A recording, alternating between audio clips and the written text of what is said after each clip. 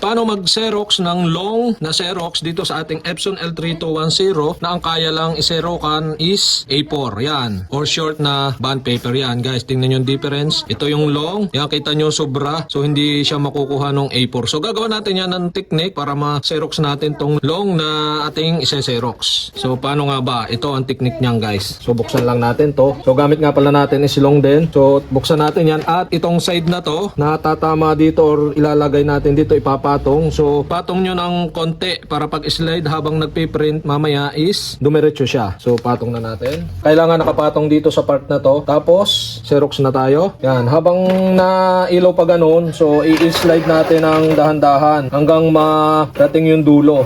Yan. Kita naman yung green. Yan, guys. So, masi-Xerox na siya.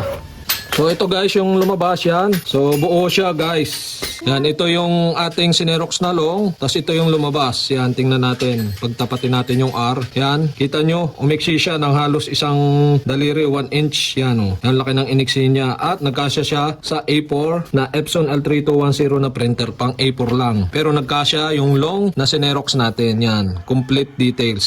Yan guys. So, ganun lang kadali ang tips para makaserox kayo ng long sa ating Epson na printer na L3210 na pang A4.